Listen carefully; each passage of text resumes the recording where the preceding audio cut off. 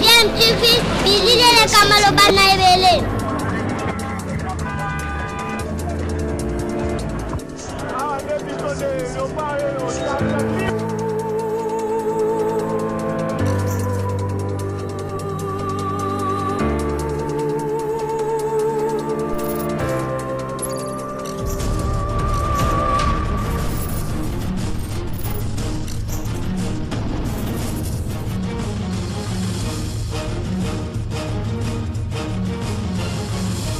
DMTV toujours en avant.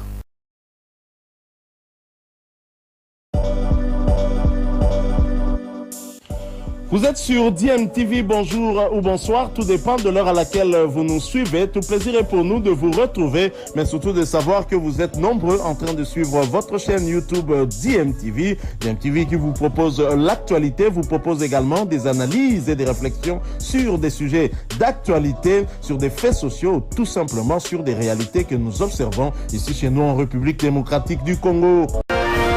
Mes chers compatriotes, à l'aube d'une nouvelle année, je vous souhaite à chacun de vous une bonne et heureuse année 2024.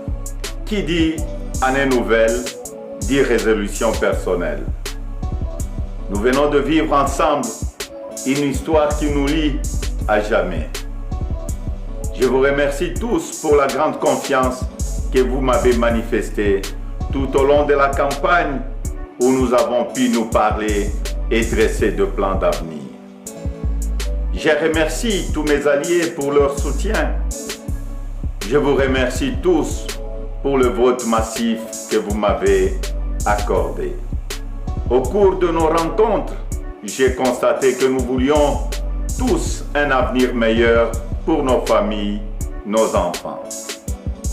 La sécurité pour tous, la santé, les écoles, l'eau, l'électricité, de routes, de ponts, de bacs, de l'emploi, le salaire décent, un logement.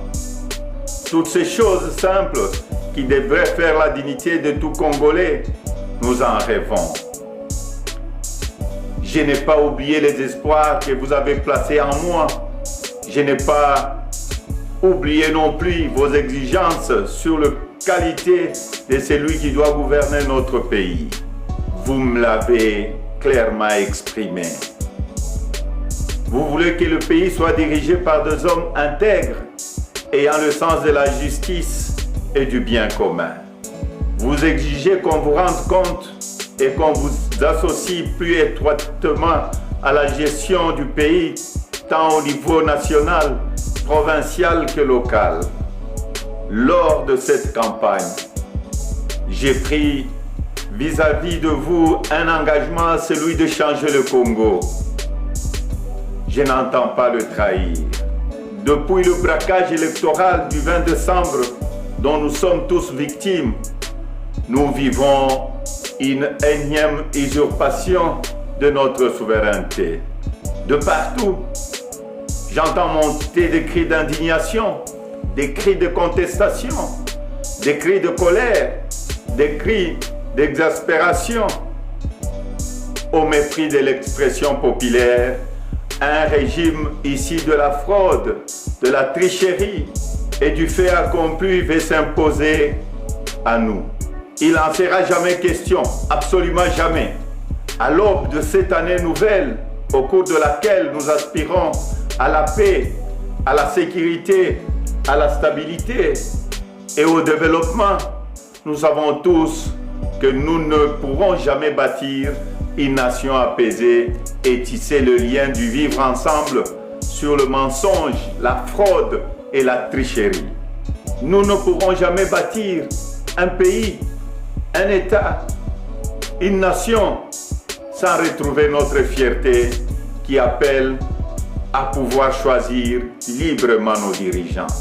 Le serment de liberté que nous ont légué le Père fondateur repose sur le lien sacré qui doit exister entre le peuple congolais et ses représentants. Tromper notre peuple ne fait qu'aggraver la lancinante crise de légitimité qui qui perdure dans notre pays et nous fait passer à côté de grands espoirs. Mes chers compatriotes,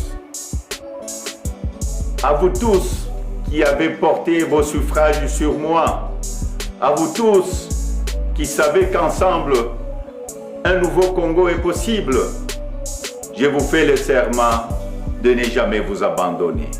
Nous entrons aujourd'hui dans une autre phase de notre quête pour la liberté.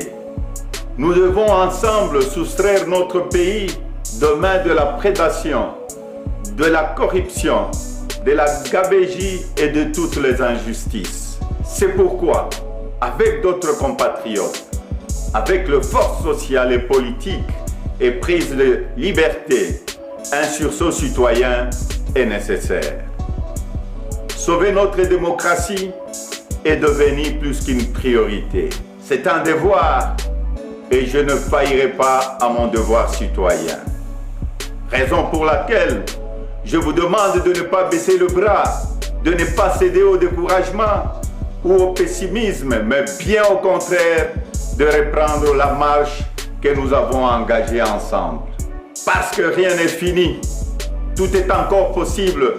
Et ce nouveau Congo, nous y avons droit et nous ne laisserons à personne le droit de briser le rêve que nous avons de le bâtir ensemble. Notre Constitution nous invite à nous opposer à tout groupe d'individus qui veut prendre le pouvoir et s'y maintenir en dehors de la volonté du peuple congolais. Pour notre dignité et l'avenir de nos enfants, nous sommes tenus de souscrire à tout le moyen qu'elle met à notre disposition pour refuser la fraude et l'installation de la dictature. Peuple congolais, tenons bon, restons mobilisés. Le temps de l'action est venu. Par des actions pacifiques, démocratiques, nous allons résister et reconquérir notre droit le plus légitime, celui de faire échec à la fraude et de reprendre en main notre destin avec les dirigeants de notre choix. Amis partenaires, frères africains, les Congolais n'ont-ils pas le droit de vraies élections? Dites-moi, dans quel pays au monde l'on retrouve des machines à voter entre les mains des candidats du pouvoir et on se précipite à proclamer et à féliciter un vainqueur aux élections? Dites-moi le nom de ces pays.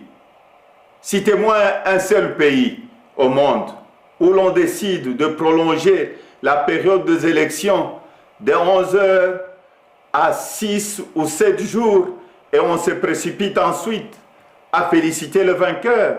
Citez-moi un seul pays dans le monde où on proclame le vainqueur sur la base de bureaux de vote et de machines à voter dont on ne connaît même pas le nombre au jour de l'élection. Personne ne peut s'ériger en complice de cette fraude électorale que nous accepterons jamais. Que vive la République démocratique du Congo, unie, libre et prospère.